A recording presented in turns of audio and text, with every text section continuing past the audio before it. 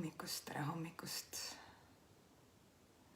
kõigile neile, kes seda hiljem vaatavad ja kes siia saabuvad. Olen Irene ja täna on neljapäeva hommik kell 7. Tere, Maie. Täna ma tahan rääkida leinast, ühest kõige sügavamast emotsionaalsest kogemusest üldse inimeseks olemise kogemuses. Ja meil on see ei ole nagu, ütleme niimoodi, selline tunne, mida keegi kunagi tahaks kogeda. Ja kui me oleme nooremad, siis me üleüldse ei taha mõeldagi selliste asjade peale ja ühel hetkel, kui me vanemaks saame, siis me hakkame aru saama sellest, et okei, et see on täiesti selline asi, millega me tõenäoliselt kokku puutume oma elus varem või hiljem ja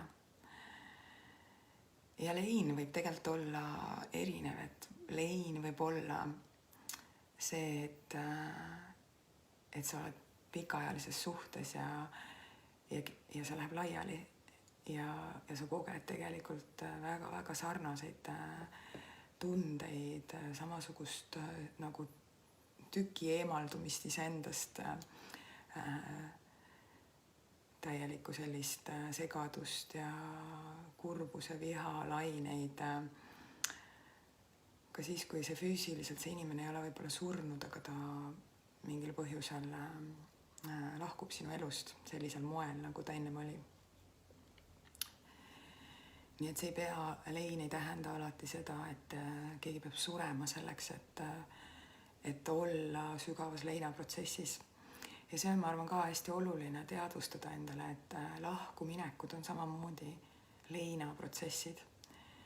Ja nendele tuleb anda endas ruumi ja aega selleks, et ei tekiks kibestumist, mis väga tihti võib tekkida, sest et valu on nii suur ja kui me seda ei võta vastu ja endast läbi ei lase, siis me võime oma tugevuses ennast sulgeda üleüldsegi. Tervitus kõigile, kes siia tulevad, Helin ja Maire ja kes siit kõik järgemööda tulevad siia sisse. Siin on 6 silma näitab, aga näitab 3 inimest mul praegu. Võite ka siia alla kommentaaridesse paar sõna öelda, tervitada mind või ma tean, et te olete siin olemas ja mis parajasti sees on ja kuidas tänane hommik on. Ma räägin täna sellisest raskest teemast nagu lein. Ja sellest, et lein võib olla ka siis, kui füüsiliselt inimene ei lahku. Või tähendab, jah, et ta ei sure, vaid et ta lahkub sinu elust, on ja. Et ka see on võib olla väga sügav ja keeruline protsess, see lahti laskmine.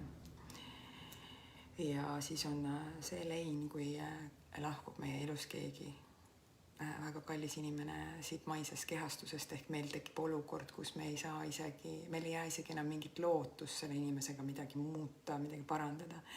Et lahkumineku puhul see võib olla meie jaoks väga valus ja keeruline, aga me teame, et see inimene kusagil on.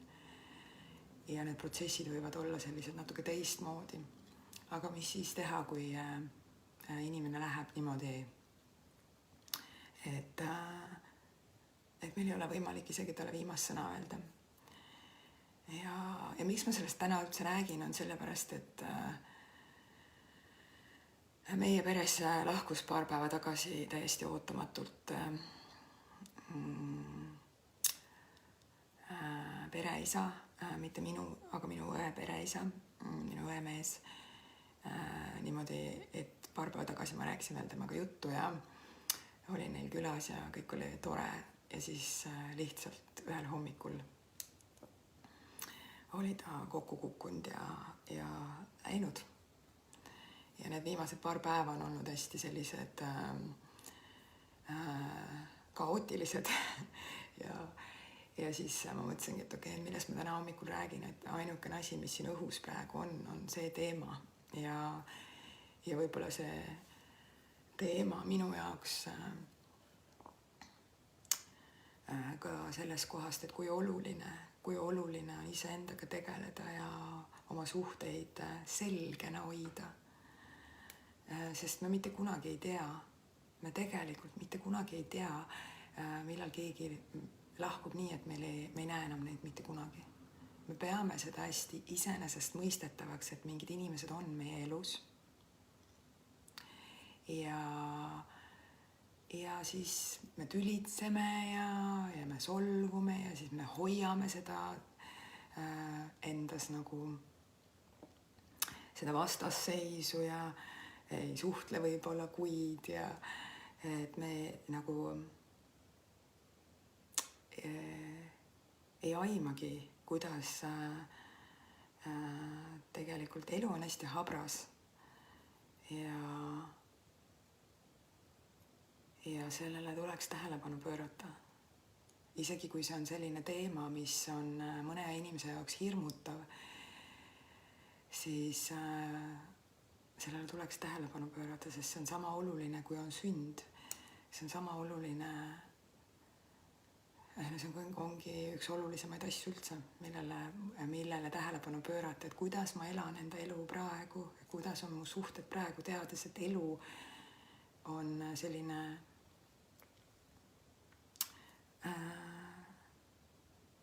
siin kehas selline protsess, mis võib igal hetkel lõppeda, mitte et ma peaks olema hirmus, aga just nagu selle koha pealt, et seda elu kvaliteedi küsimust vaadata enda jaoks, et kas ma võin nagu tunda, et ma elan nii hästi, et kui ma täna õhtul magama lähen ja homme ei ärka, siis ma võin öelda, et ma olen elanud hästi. Ja see ei tähenda mingit saavutusi ja mingisuguseid, tähendab, see on kõige jaoks erinev, mis need väärtused on. Aga et kas me saame öelda, kui me täna õhtul magama läheme, et ma olen elanud hea elu ja et ma võin rahus ka täna lahkuda. On isegi üks siuke praktika, kus et sa lähedki igale õhtul, aga Brandon Bayes on sellest rääkinud, et kuidas selline ülim vaimne praktika, kuidas sellest lugu ühest kuningast veel, et kuidas ta igal õhtul, kui ta magama läks, siis ta tänas kõikide nende kingituste eest, mis tal elus oli, teades, et mitte miski, mis tal on, kõigist kogu sellest varast ja perest ja kõigest, et mitte miski tegelikult ei kuulu talle. Ja kuidas ta tänas loojad siis kõige selle eest, mis tal on ja andis need looja kätte, et ma ei oma mitte midagi. Et tuletada endale meelde seda, et see kõik on meile laenuks ja et me peaksime seda oskama hinnata rohkem. Ja kui me tunnen, et me ei suuda seda teha, sest see on ka selline väga-väga hea selline näitaja meile. Kui me ei ole sellega rahul, kui me oleme, kui asjad me ei lähe õhtul selle tundega magama, siis mis see on minu sees, mis vajab selgindamist, mis vajab lahendamist, et ma võiksin tänutundega õhtuti magama minna selle päeva eest. Võib-olla see rahulolematus on seotud just iseenda eneseteostusega, võib-olla see on seotud suhetega, lähedastega. Mis on see, mis vajab lahendamist? Mis siis, kui me võtaksime enne magamaminekut ja teeksime vähemalt algust selle lahenduse tegemist, kirjutaksime paberile need asjad. Ei jätaks ühtegi lahendamata asja niimoodi ripakile kusagil järgmistesse päevadesse. Nii nagu me ei taha ju kunagi jätta musti nõusid ja segamini kööki õhtul, et me ei taha ärgata hommikul üles sellele segadusele, mis me tekitasime eelmisel päeval. Mingi selline vaimne praktika, mida mina harrastan, et köögisegadus ja mustad nõud on nagu see elu, mis on mul sellel eelmisel päeval toimunud ja ma küll 100% mitte alati ei ole seda juhtunud, aga ütleme niimoodi, et 99% ajast ma ikkagi võtan kätte ja koristan kõik need asjad ära, et ma saaksin hommikul tulla uude päeva uue energiaga, mitte tegeleda eelmise päeva pesu pesemisega nii-öelda. Aga tulles tagasi selle leina juurde, siis et emotsionaalses plaanis on hästi-hästi oluline selle emotsiooni puhul, üldse kõikide emotsiooni puhul, ja ma räägin ju sellest nii palju, on lubada sellele protsessil toimuda nii, nagu ta toimub. Ja tihti sellega käivad kaasas ka see, et see inimene siis, kes on see kõige lähedasem, kes kõige raskem, või need inimesed, kes on nagu lähedased, neil on vaja sellest hästi palju rääkida. Ja rääkimine, see on ju üks viis protsessida asju.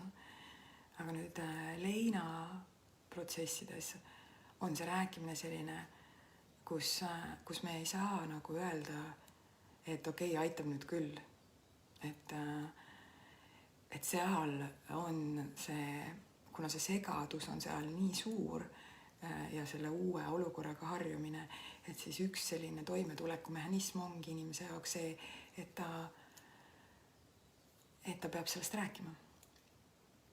Ja rääkima ja sellepärast ongi hästi oluline ka, et on inimesed ümberringi, et ta saaks kogu aeg seda teha, seda segadust ja seda mõistmatust endast välja jagada. Kuni ta ise ühel hetkel tunneb seda, et see lõpeb ja see võib kesta nädalaid. See võib kesta lühemat aega, see võib kesta nädalaid, see sõltub hästi inimesest, eks. Aga Brandon ise on öelnud niimoodi, et kui sa täielikult nagu kogu alistumisega lubad endal kogeda, nüüd öeldakse, et emotsioon ise kestab kuskil, no maksimaalselt 2 minutit on üks emotsioon, on ju. Aga ütles, et kõige sügavam ja kõige pikem emotsioon, mis meil on lein. Ja vabandust, et ma nii hommikul vara sellistest sügavatest asjadest räägin, aga samas see on, vaatame seda sellist kohta, et see on selline reaalsusesse tulemine, et see on nagu reaalne asi meie elus ja see tegelikult paneb meid väärtustama seda tänast päeva rohkem, hingama igat hingetõmbe väärtuslikumalt. Sest me kunagi ei tea, millal meie viimane hingetõmme on. Ja see ei ole nagu sellest sünguse kohast öeldud, vaid sellest kohast, et hinnata seda elu rohkem, mis meil on. Seda kingitust, mis meil on antud siin kogeda. Ja jah, me võime olla erinevates eluetappides väga keerulistes kohtades ja kergemates kohtades. Siis lihtsalt see hindamise koht võib-olla tuleb sealt, et ma leian viisid, inimesed, tehnikad, kuidas ennast aidata. See on ka elu väärtustamine, elu hindamine, et ma võtan vastutuse sellest, okei, praegu ma ei tunne ennast nii, nagu ma võiksin tunda, nii nagu ma võib-olla tahaksin tunda, siis ma ei jäta seda niimoodi, et ma ei lase endal vajuda veelgi sügavamale kuhugile sinna, vaid ma leian selle sisemise jõu, et teha see muutus. Ja siis ma ärkan ühel hommikul üles ja ühel päeval kogen seda, et mu elu see tekitab minust tänutunnet. Aga see tuleb tavaliselt, üks asi on see, et meie lähedased tekitavad võib-olla seda, aga see tänutunne elus olemisest tekib sellest tihti, et ma ise olen saanud kontakti selle elujõu ja selle väega enda sees, ma olen teinud midagi, ma olen teadlikult loonud enda elu. Ja siis tuleb see elu hindamine, kui me ei ole enam sellises kohas, kus me passiivselt ootame, et tuleks see õige tunne või et ma lõpuks võib-olla kunagi ühel päeval tegelen sellega, mul on nii kiire, mis siis, et mul on halb olla, aga mul on nii kiire, mul on nii palju tähtsaid asju, mul ei ole võimalik. Kõik need lood, mida me räägime selleks, et lükata edasi enese nagu jõu üles leidmine ja muuta seda, millega me rahul ei ole. Ja minu jaoks surm surm on selline asi, mis tuleks enda teadvusesse võtta ja selle üle tuleks mõtiskleda, sest see annab meile ka väga palju elutähendust juurde, annab meile sügavama mõistmise sellest, et mis asi see on siin, mida me siin teeme. Ja milleks me seda teeme lõppkokkuvõttes ja kas need tegevused, mida me teeme, on tegelikult midagi väärt. Kas need viisid, kuidas ma suhtlen, on tegelikult see, et kui ma mõtlen selle peale, et mu elu võib heal hetkel lõppeda, kas ma tahan, et see lõpeks sellega.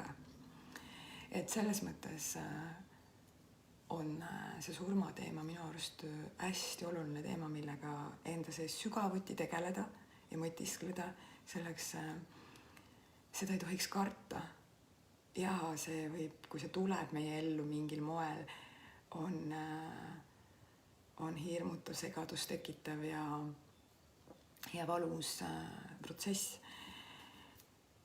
Aga kui me oleme selle üle sügavamalt mõtisklenud, siis me saab ka tekkida suurem leppimine selle faktiga lihtsalt. Ja see annab meile selle, et me elame oma elu täisväärtuslikumalt. Nii et selles suhtes võib-olla see teema ei ole nii morbiidne ikkagi täna hommikusse, sest see on hästi oluline teema, millega tegeleda endas. Ma rõhutan seda. Tere. Keegi tiretas mind. Võite vabalt, mulle väga meeldikski tegelikult, kui te jagaksite sellel teemal, mis see teis nagu tekitab, kas see on mingi selline teema, et issand, miks ta sellest räägib või oled ka sina kas sina oled ka selle üle mõtisklenud, et mis asi see surm ikkagi on ja mida see sinu jaoks tähendab, kas see hirmutab sind, kas see toob sind kohale, kainestab sind, maandab sind. See on väga ilus koht tegelikult, mida avada enda sees. See on väga sügav praktika, aga tegelikult eluliselt oluline meile kõigile. Lihtsalt me elame sellises maailmas, kus seda püütakse kuidagi igal juhul vältida. Ja samal ajal on see vältimatu. Mis on kummaline. Aga võib-olla ma tahaksin ka öelda, kuna ma olen enda õe toetaja selles leinaprotsessis, siis et kuidas mina, ja ma mäletan, ma olin nooremana, mul oli alati see, et mul oli hästi imelik inimestele öelda, et okei, mida ma ütlen inimesele, kes on kaotanud enda lähedase inimese, mida ma ütlen talle? Et ma ei osanud, et see kõik tundus nii imelik, et siin ei saa ju mitte midagi öelda. Ja ometi me ei tohiks vältida neid inimesi või tegelikult vastupidi, võttagi kätte ja helistada neile, võtta nendega ühendust, lasta neil rääkida, kui nad rääkida tahavad. Ja lihtsalt olla olemas. Vaadata, kuidas sa saad aidata. Kinnitada seda, et nemad on süütud. Me kõik oleme süütud tegelikult oma olemuses.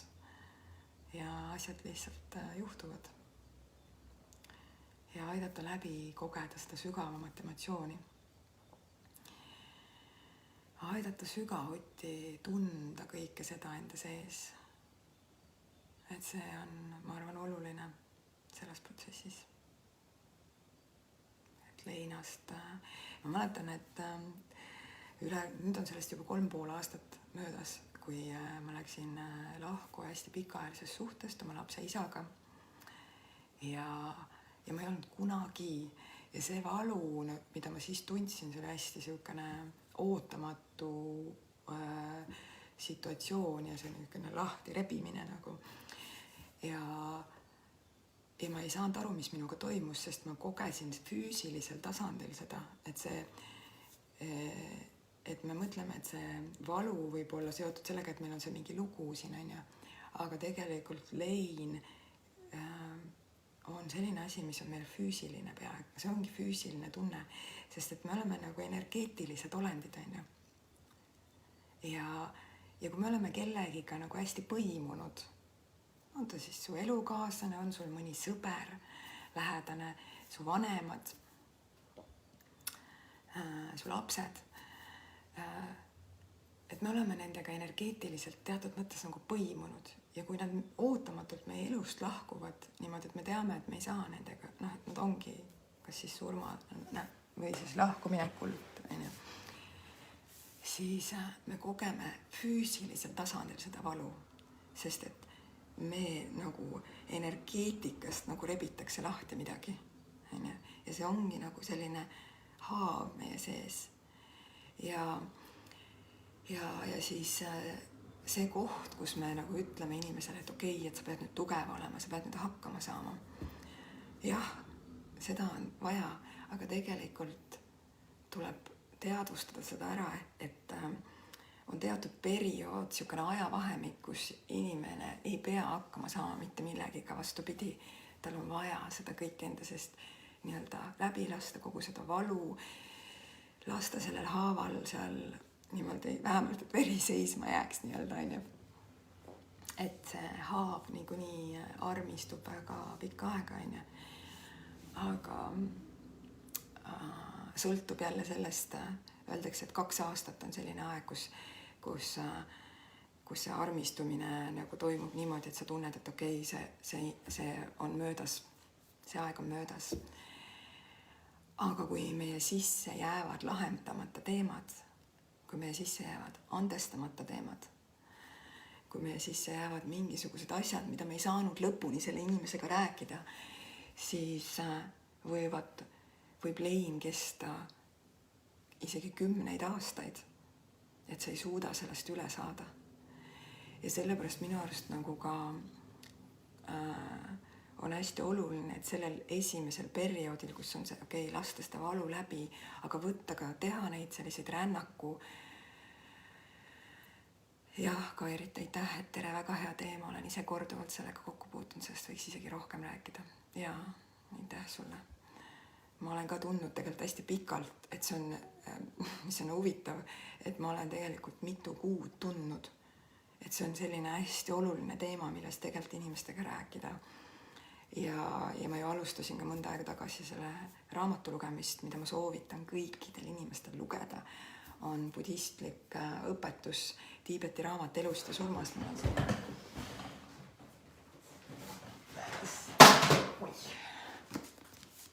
Ma väga soovitan seda lugeda.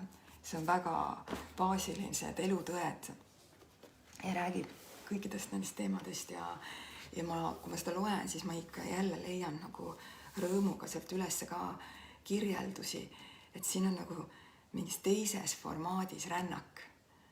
See, mida me kogeme, see, mida budistlikus maailmas nimetatakse ükskõks nagu meelevaikuseks või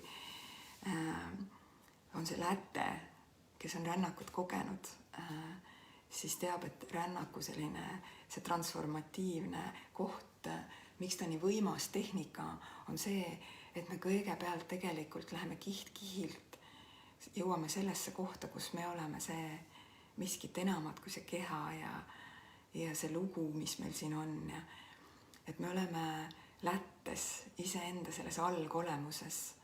Ja see on nii äge, kui ma seda raamatut loen, et ma leian siit nagu nii häid kirjeldusi sellele, kuidas siis Sogyal Rinpoche on seda kirjeldanud,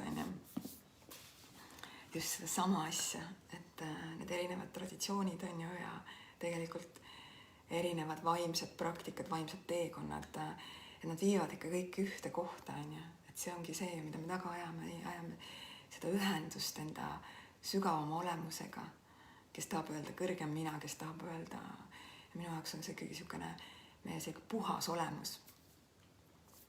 Et see raamat ma väga soovitan igal inimesel, sest et see aitab ka jõuda sinul sellesse kohta, et kui keegi lahkub, näiteks mõne haiguse tagajärjel, et sa saad teda toetada, sa saad toetada tema üleminekut. Ja minul oli 7 aastat tagasi tegelikult vanaemaga niimoodi. Mu vanaema suri ära ja ma 7 aastat tagasi lugesin seda raamatut. Nüüd ma võtsin selle uuesti käsile nüüd, kus mu õemees ära suri. Huvitav, on ju.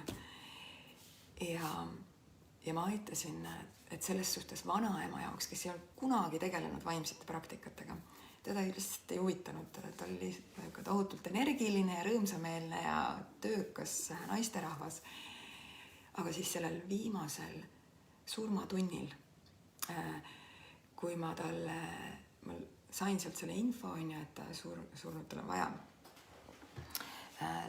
häälida seda A-heli, mõtlesin okei, ja see oli tegelikult, me siis tegime seda talle ja arvates, et no, et okei, davai, et vanaema seletasime talle ära, ta ei saanud enam rääkida, et mis seal, seletasime ära, et selline asi on ja et see, kuhu sa lähed, on ja et kõik on hästi, on ja et me olime selleks hetkeks teadnud, et tal olid ainult jäänud mingid tunnid elada, on ju.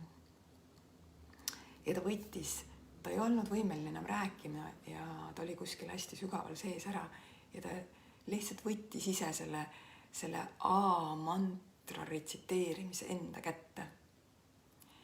Niimoodi mühkas meil ainult, sest rääkida ta ei saanud, on ju, et me lõpetaksime ära, et ta ei taha, et me seda teeme ja hakkas ise seda tegema. Ja see oli nii võimas protsess, kuidas ta nagu seda häälitsust tegi, seda nii nagu tema seda tegi, nii et kogu tema keha ja kõik läks nagu mingisugusesse rütmi. Ja läksid mõned hetked mööda ja kõik ta läks nagu selliseks valgeks, heledaks, valgust täis nii-öelda. Ja siis ta vist ühel hetkel veel, kuna meil väike koer oli tal, on ju, mu ema ütles talle, et vaata, Jackie on ka veel siin, on ju. Siis ta vaatas korraks talle otsa ja naeratas ja siis läks. Et selles mõttes ma siin natuke haibin seda raamatut, et me ei kardaks surma ja me oskaksime olla avatud südamega toeks nendele inimestele, kes lahkuvad.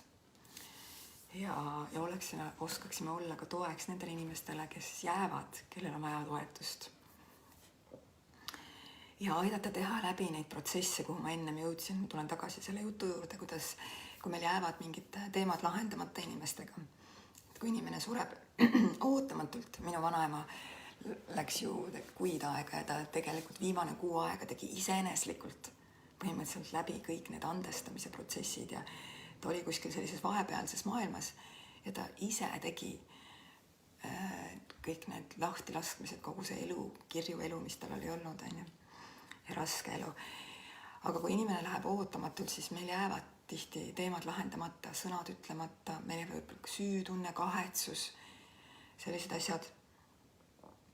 Siis mida siis me saame teha on see, et me võtame paneme näiteks selle küünla, on ju, küünla me niikuinii põletame alati, kus keegi lahkub, on ju. Ja öeldakse ju ka seda, et hing on 40 päeva siin, on ju, toimetab ringi. Ja sellest on hästi palju erinevaid lugusid, milliseid märke nad maha jätavad endast. Annavad endast teada, et nad toimetavad siin. Ja isegi kui see on möödas, on sellest juba aastaid, tegelikult siis neid protsesse saab ikka läbi teha, kasutades neid rännakutehnicaid, et sa lood selle enda siseilmas või isegi ma ütleksin, et tee nagu päris lõke, nagu mine kuskile loodusesse, metsa, kui sa tunned, et sul on nagu see lein sinusse kuskile kinni jäänud ja sa ei suutnud seda lõpetatusse jõuda.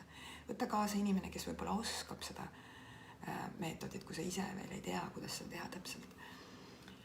Ja räägi välja, nagu kutsu see inimene sinna kohale ja puhasta välja kõik need teemad, mis on jäänud lahendamata. Ja võib-olla on sul vaja seda mitu korda teha. Aga võta see hetk, kujuta ette, et see inimene on seal. Tunneta iga oma keharakuga seda, et see inimene on seal sinu juures või siin sinu juures. Ja siis lihtsalt ütle kõik need asjad välja, mis su südame peal on jäänud, mida sa ei saanud võib-olla välja öelda. Võib-olla see, mida sa praegu koged. Ja lihtsalt tunneta, mida see inimene sulle vastu ütleks. Ja tee seda puhastusprotsessi nii kaua, kuni sa tunned, et sa saad talle andeks anda ja tema saab sulle andeks anda ja et sa tunned, et siia jääb ainult see puhas armastus. Et ei jääks kuskile nagu mingisugust süütunnet, märgata seda ka, seda kohta, et kusagil ei ole seda süütunnet, et et kui mina oleksin võib-olla teinud nii, siis ta võib-olla ei oleks.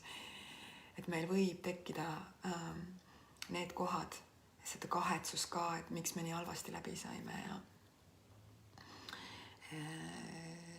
et kõik need asjad, et on ülimalt oluline võtta kätte ja teha need vestlused läbi, nii et sa saad enda seest välja.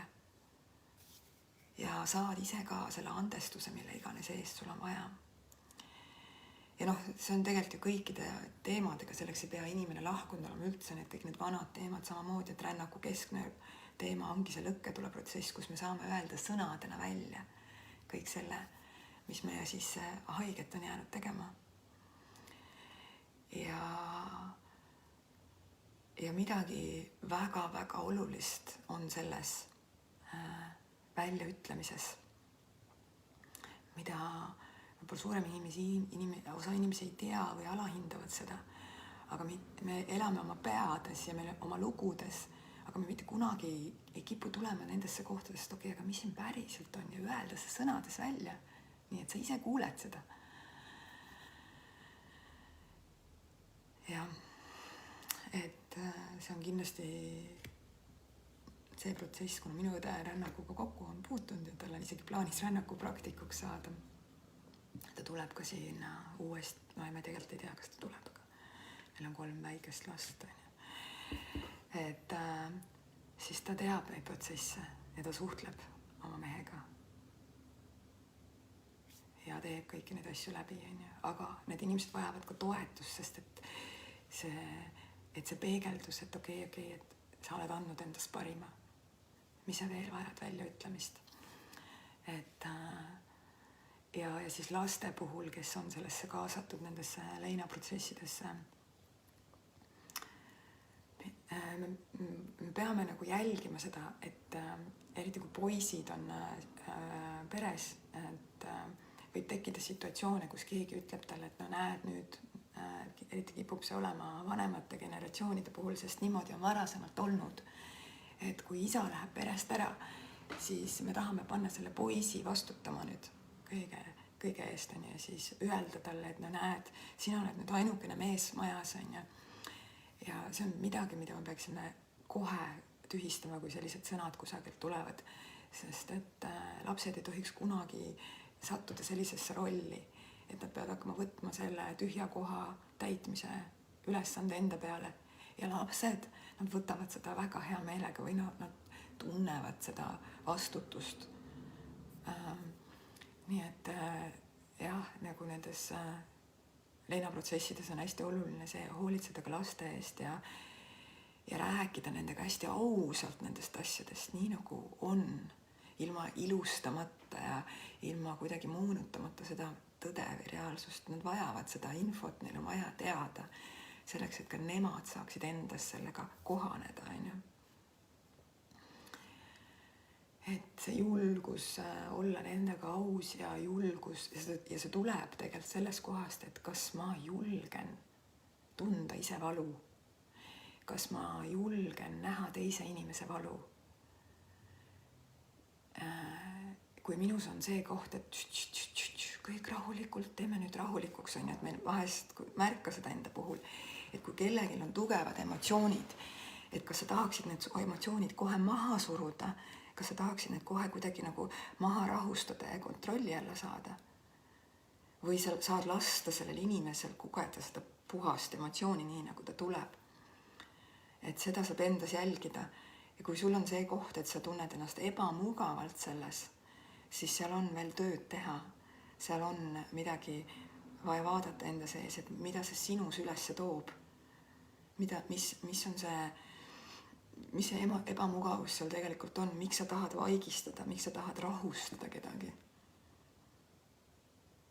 Miks sa kardad emotsioone.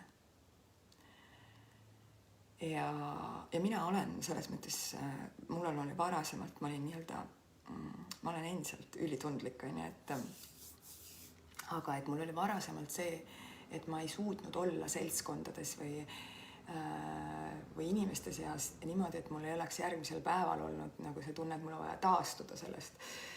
Sest ma olin nii ülitundlik kõikide inimeste tunnete ja mingite erinevate seisundite osas, mis neis olid. Ja ma tundsin seda kõike ja mul oli raske sellega toime tulla, et seda oli lihtsalt liiga palju ja liiga intensiivne tundus mulle see. Ja siis, ühesõnaga, ma pidin kogu aeg seda nagu reguleerima. Aga mis ma sellega öelda tahan, on see, et kuhu ma sellega jõuan, on see, et see on seotud ikkagi mingite sügavamate hirmudega meie sees, mida me oleme kusagil otsustanud, et ei ole okei tunda.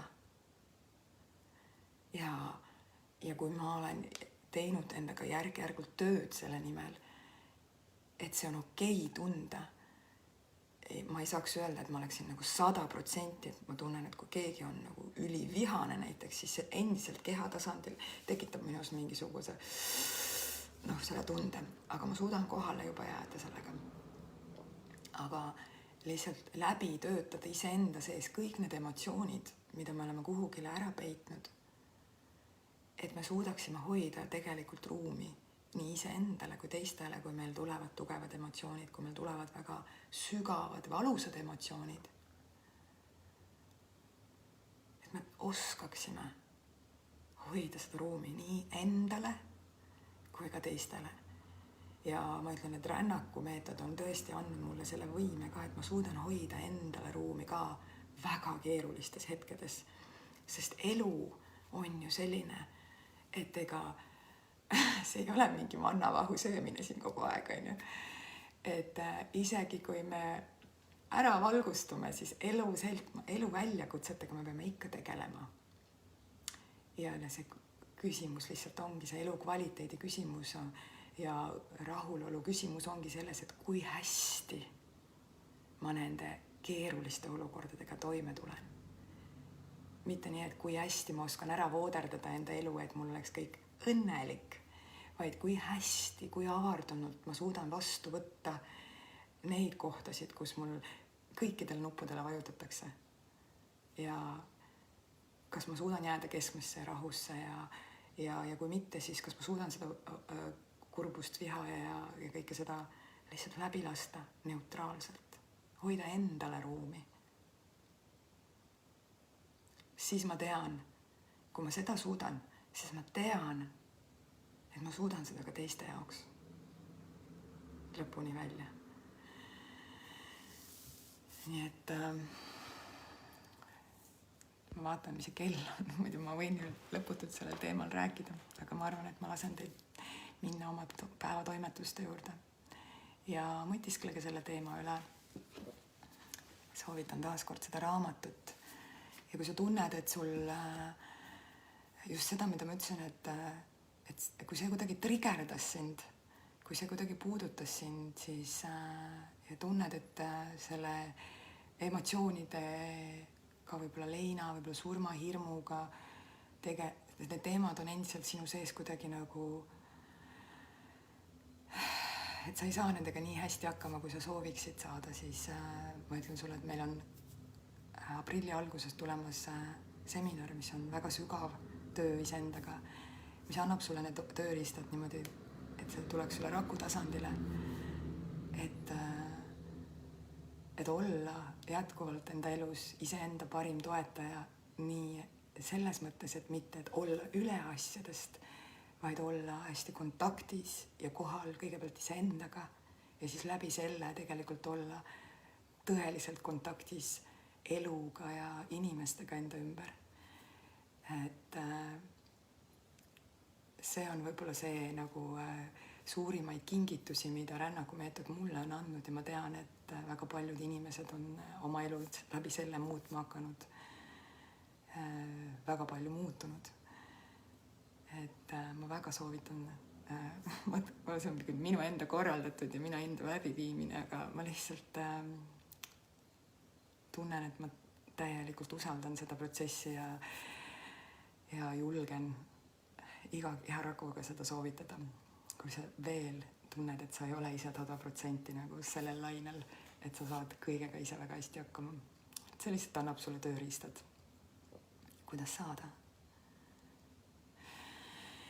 Ma soovin sulle imelist päeva ja palun jaga muga siia, mis mõtted sinul endal tekkisid seoses selle teemaga, ja kas sa tahaksid, et ma seda teemat kuidagi veel jagaksin mingis teise nurga alt võib-olla, või mis on need teemad üleüldse, mida sa tahaksid, et ma kajastaksin. Küll mul tuleb see tihti niimoodi, et sellest, mis parajasti üleval on, aga vahel on ka nii, et midagi nagu ei ole üleval, on ju.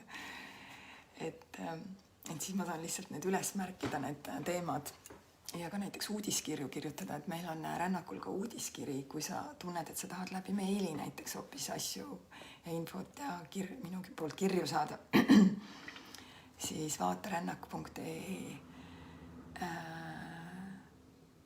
on võimalik liituda uudiskirjaga. Et kirjutan ka teile aeg-ajalt. Aga jään siis ootama teiepoolseid mõtisklusi sellel teemal ja imeilusat iseendaga ühenduses olevat päeva sulle.